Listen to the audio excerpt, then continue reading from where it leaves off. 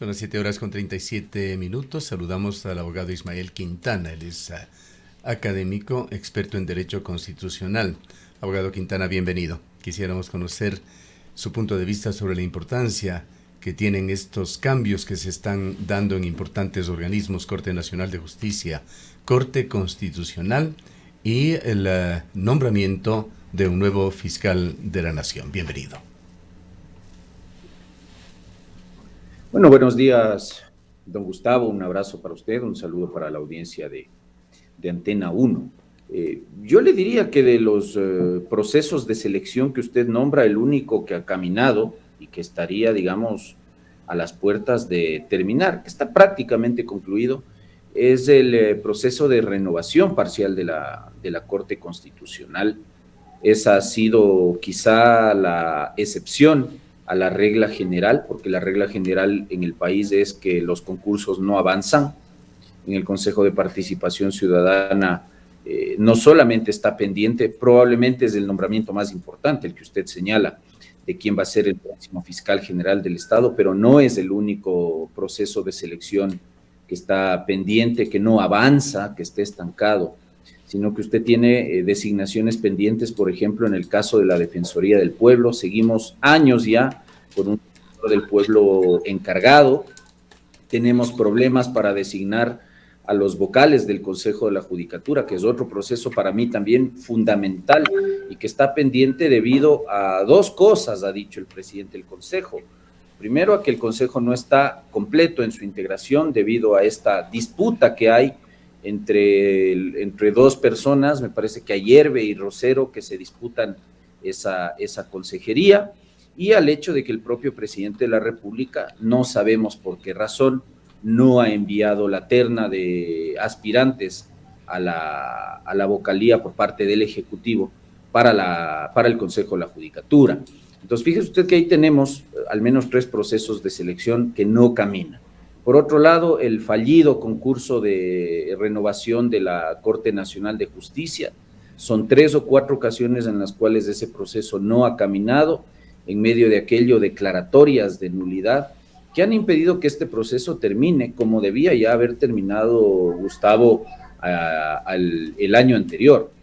Y finalmente, como le decía, tenemos el proceso de la Corte Constitucional, que es al menos el que ha culminado, como le decía, la noche de ayer apenas veíamos cerca de la medianoche que la comisión calificadora hacía públicos los resultados finales preliminares, ya no solo de las comparecencias orales que vimos en estos 2 días anteriores, finalmente de los 5 postulantes que quedaron en carrera de los 9 que se habían separado del concurso, o 6 postulantes, no, creo que 5. Son 5, y con eso, sí, pues, realmente tendríamos ya los 3 jueces que entrarían a integrar la Corte Constitucional, más allá de que el reglamento dictado por la Comisión permite que en los siguientes 3 días, es decir, hasta el 24 de febrero, se puedan presentar recursos de revisión a las notas del examen oral, de la comparecencia oral que vimos en estos 2 días anteriores. De tal manera que yo creo que las cosas no van a variar mucho, vistos los puntajes que se han asignado, y creo que ya tenemos probablemente los 3 jueces virtuales que entrarán a la renovación parcial de la Corte Constitucional. Creo yo que la próxima semana bastará ver el sorteo que se tendrá que hacer en el Pleno de la Corte para efectos de conocer también, del otro lado, cuáles son los 3 jueces que van a tener que abandonar la Corte Constitucional. Doctor Quintana, muy buenos días. Vemos que detrás de estos procesos están 2 organismos que ya han sido muy cuestionados a lo largo de los últimos años. El Consejo de Participación Ciudadana, que enfrenta problemas constantes, permanentemente. Vemos ahí cómo van cambiando las fuerzas políticas, se cambia de presidente o de presidenta del organismo, y los intereses, por supuesto, también cambian de bando. Y por el otro lado, vemos el Consejo de la Judicatura con también una serie de cuestionamientos respecto de cómo ha llevado estos procesos. Tanto es así que debido a las irregularidades, a las inconsistencias, el concurso terminó declarándose nulo. Es decir, podemos aseverar una vez más que estos dos organismos, tanto el Consejo de Participación Ciudadana como el Consejo de la Judicatura, necesitan con urgencia una mirada, una atención ahí. Por un lado, se ha hablado ya de que deberían desaparecer, otros sectores dicen que deberían simplemente reformarse, y en torno a esto incluso se habla de una Asamblea Nacional Constituyente para cambiar la estructura del Estado. ¿Qué opina usted?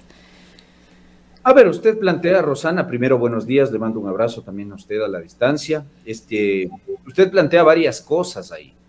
Yo creo que respecto al Consejo de Participación Ciudadana, al menos pienso que hay un consenso generalizado entre varias organizaciones políticas, entre varias personas que hacen opinión respecto a este tema, de que es una institución que, sin importar quién la integre, si es gente afín al correísmo, si es gente afín al Partido Social Cristiano, si en su momento fue gente afín al presidente Guillermo Lasso, si ahora es gente afín al movimiento ADN, es que eso ya no importa.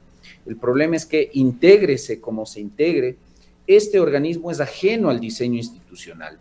Este organismo que tiene, según nuestra Constitución, la única tarea me refiero a las tareas serias, porque las demás son tareas que las pueden desarrollar sin ningún problema otros entes constitucionales, como la Fiscalía General del Estado y la propia Contraloría General del Estado.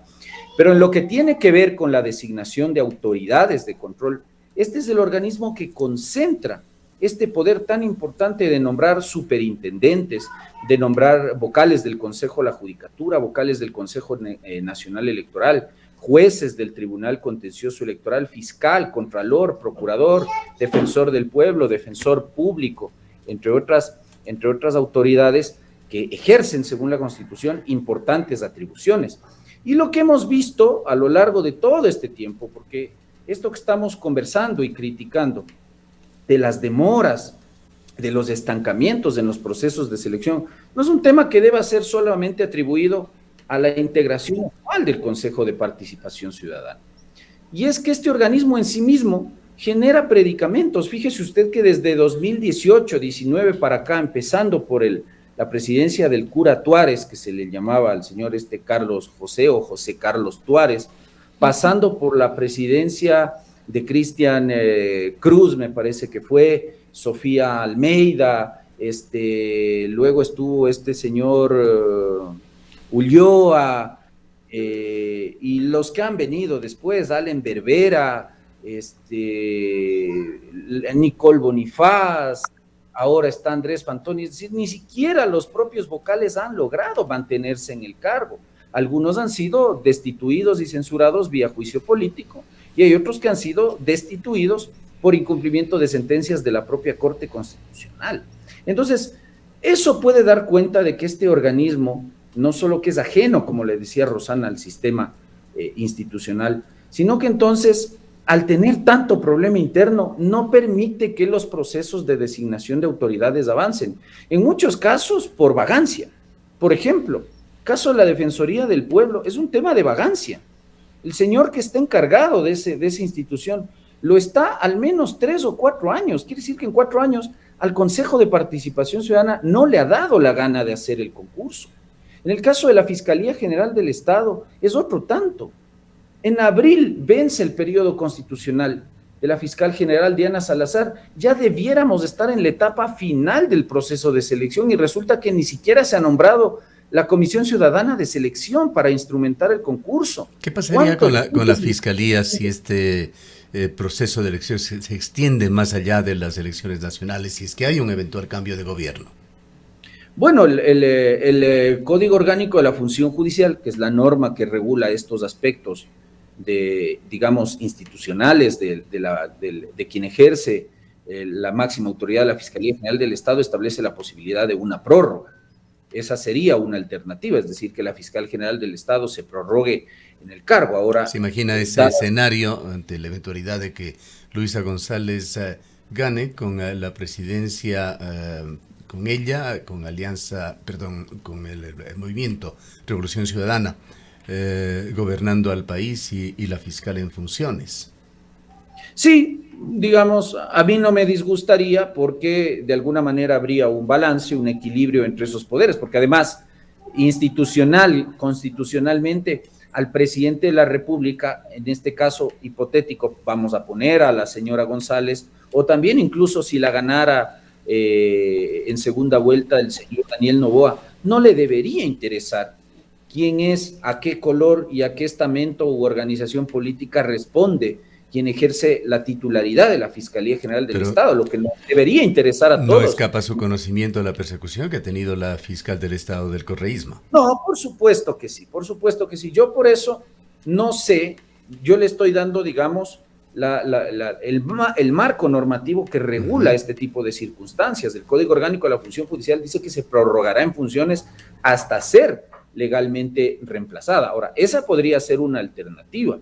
La otra alternativa es que la fiscal decida no continuar con sus funciones, es decir, que ella dé por concluido su periodo constitucional de funciones en abril y que se quede encargado de la institución quien en estos momentos está, digamos, desempeñando el cargo, que es el fiscal general subrogante, el doctor Toainga. Esa sería otra alternativa. Ahora, a mí sí me preocupa lo que usted plantea, porque entonces eso nos llevaría a concluir algo que sería fatal. Y que significaría entonces que el Consejo de Participación Ciudadana está obrando políticamente, es decir, que está ralentizando, que está demorando los procesos de designación de autoridades hasta ver quién mismo se hace con la presidencia de la República, si Daniel Noboa o Luisa González, y eso sería gravísimo, que estemos jugando en el CPCC. Doctor Quintana, quedémonos por un momento en la Corte Constitucional, que es la institución en la cual se está culminando este proceso, será hasta la próxima semana, se ha dicho. La Corte, hemos conversado con usted sobre temas de la Corte, no ha estado exenta de críticas, pero ha salvado de alguna manera, o se ha salvado de ese desprestigio institucional generalizado sobre las instituciones en Ecuador. Quisiera preguntarle cómo se perfilan los nuevos jueces constitucionales. ¿Son personajes conocidos, competentes en el ámbito constitucional? Los nombres están ya en la palestra. De los 5 quedarán 3, pero está Claudia Salgado de la terna del Ejecutivo, José Luis Terán de la del Legislativo, Jorge Benavides de la terna de la función de transparencia. Son los 3 que tienen la máxima calificación, y aparecen además Edwin Aceldo, que viene de la función de transparencia, y Pamela Aguirre, terna del Ejecutivo, entre los 5 posibles jueces. Sí, ¿qué le puedo decir, don Gustavo? El concurso no ha sido lo más claro posible. No nos queda claro hasta ahora de dónde, por ejemplo, salieron las preguntas para la prueba escrita. Yo seguí estos 2 días anteriores las comparecencias orales de los 5 postulantes que quedaron en carrera. Las comparecencias no fueron del todo felices en la gran mayoría de casos. El sistema de evaluación de comparecencia oral me pareció, ¿cómo le puedo decir para no sonar tan duro? Poco riguroso. Esto de hacerle escoger al candidato en un ánfora un supuesto caso hipotético que en realidad parecía más un examen de memoria de los precedentes de la Corte Constitucional, como si eso se requiriera de un juez constitucional, es decir, que se sepa de memoria el número de sentencia donde la Corte dijo tal cosa sobre las medidas cautelares de habeas data. Eso fue lo que ocurrió. Mire, el mecanismo fue entregarle un caso, me refiero a este último tramo, a la comparecencia oral, un caso escrito. Se le dio al postulante más o menos 45, 50 minutos para que prepare por escrito la resolución del caso y para que el postulante se pare y lea lo que escribió en esos 45 minutos ante los 4 comisionados que quedaron en funciones, porque además de los 6 comisionados que eran, yo vi que quedaron en funciones 4. ¿Por qué renunciaron 2? Eso habría que preguntar e investigar. Algo pasó en esta comisión calificadora y eso nos lleva a sospechar que el resultado que tenemos de este concurso tampoco es tan transparente como el presidente de la comisión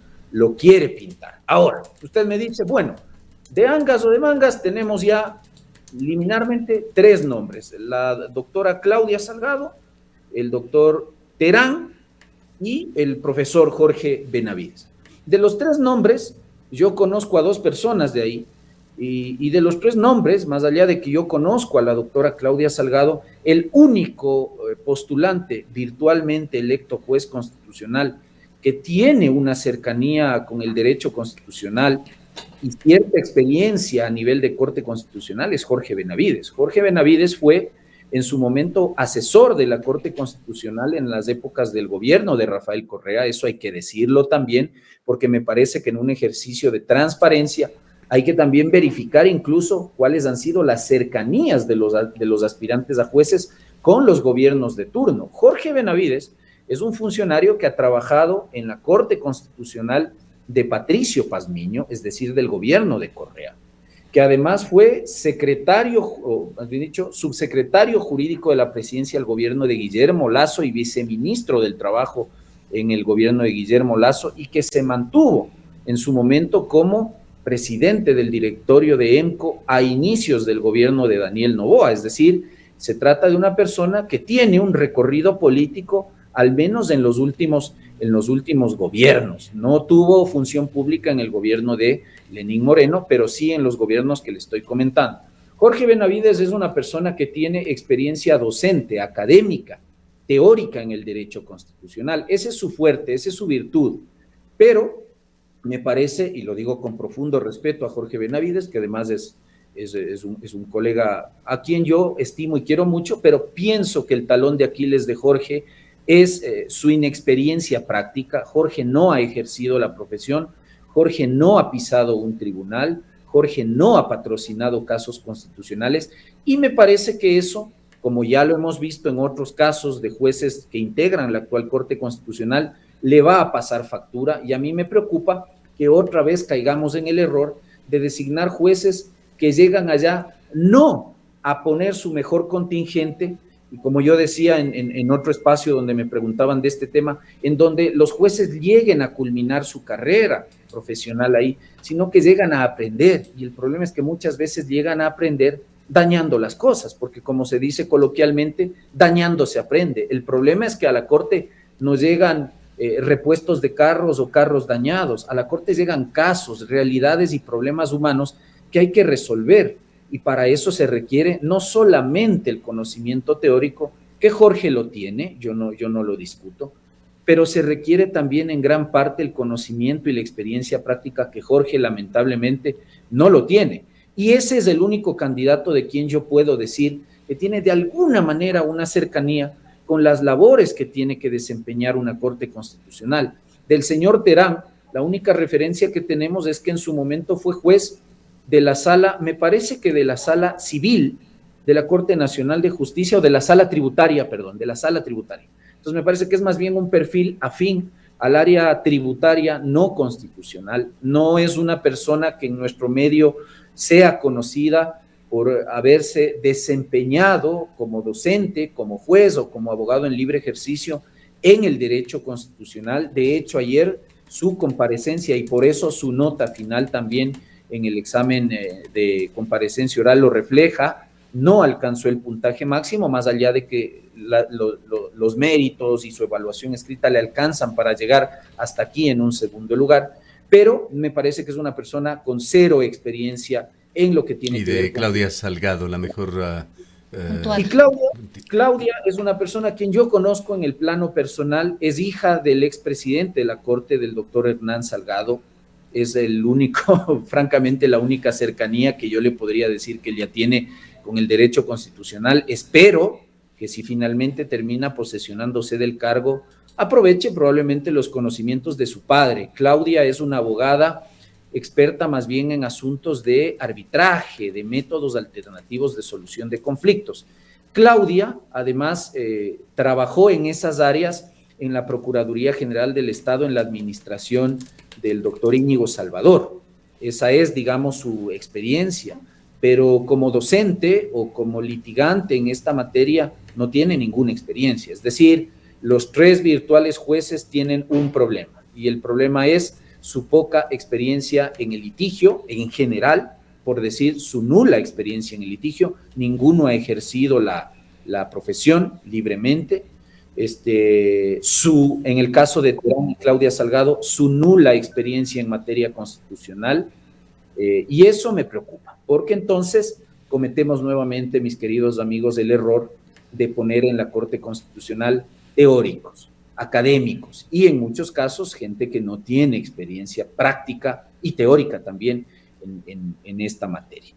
Por eso es que vimos, digamos, desperfectos, vimos errores en las comparecencias orales a lo largo de estos 2 días. Lo que pasa es que el puntaje obtenido en méritos y el puntaje obtenido en una prueba escrita, que realmente era una prueba de memoria, porque a los postulantes se les entregó un banco de preguntas para que las estudien previamente y se aprendan de memoria.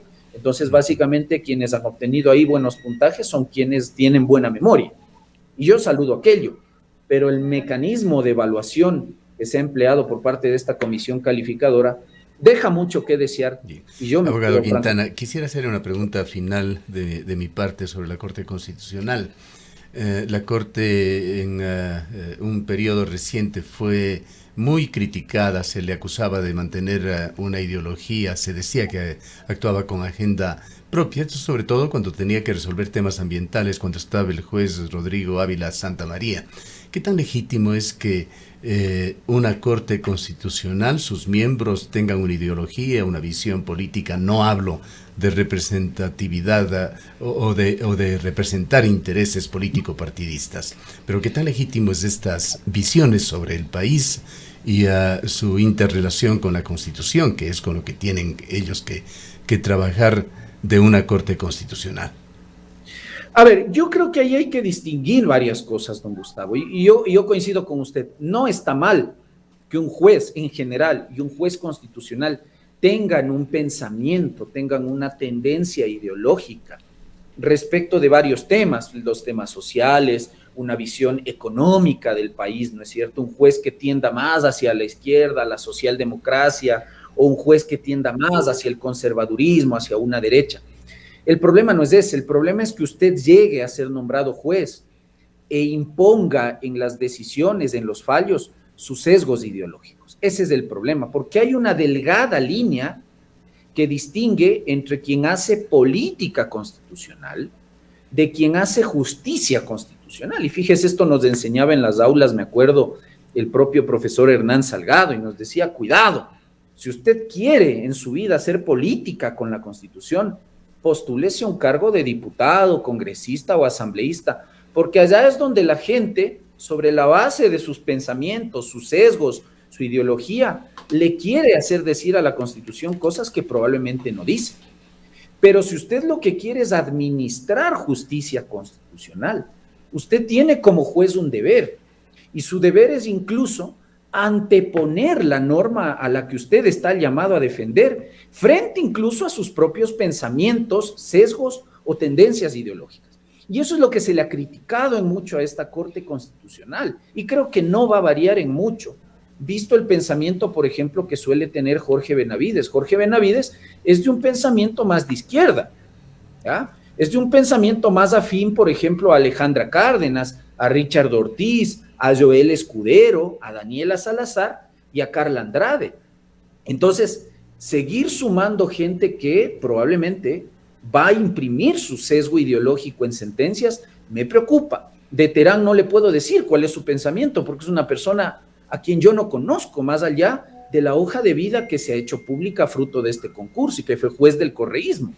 Y de Claudia Salgado, mucho menos. No sé si ella siga la misma tendencia ideológica y de pensamiento de su padre, de Hernán Salgado, que lejos de ser un conservador de extrema derecha, yo definiría el pensamiento de Hernán Salgado más cercano a una democracia cristiana, a una democracia popular, es decir, una derecha más suave, ¿no es cierto? Pero más allá de eso, no nos debería importar esto, Gustavo, es que no deberíamos estar discutiendo qué pensamiento tienen los jueces, sino que deberíamos tener como país la certeza de que más allá de lo que ellos piensen, de que más allá de la tendencia ideológica que ellos personalmente pregonen, insisto, cosa que no está mal, los jueces deben tener un pensamiento, porque como dicen algunos autores, no es que el juez se sustrae de la realidad, Pero el problema está en que usted empiece a sesgarse en sus decisiones. Y eso es en mucho lo que ha pasado con esta. Pero lo que requieren los jueces sin duda es una amplísima cultura, una amplísima visión. Tomemos, por ejemplo, la situación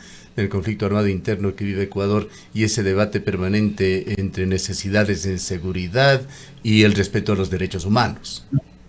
Efectivamente. Entonces, me parece que un juez constitucional necesita no solo un grado de madurez tal, por eso, por ejemplo, yo creo que, y yo soy una persona todavía joven, pero creo que los jóvenes debemos no solamente hacer una experiencia, y por eso creo que Jorge, Claudia, son personas todavía muy jóvenes para desempeñar esta clase de cargos, debemos ir acumulando además el suficiente grado de madurez, el suficiente grado de tolerancia para efectos de resistir los cuestionamientos que se van a venir, porque, como usted decía, como las cortes, tribunales constitucionales no tienen una legitimidad de origen, porque no, en el caso ecuatoriano al menos los jueces no son electos en urnas, se tienen que legitimar en el ejercicio del cargo. ¿Y cómo se legitiman? A través de sus fallos.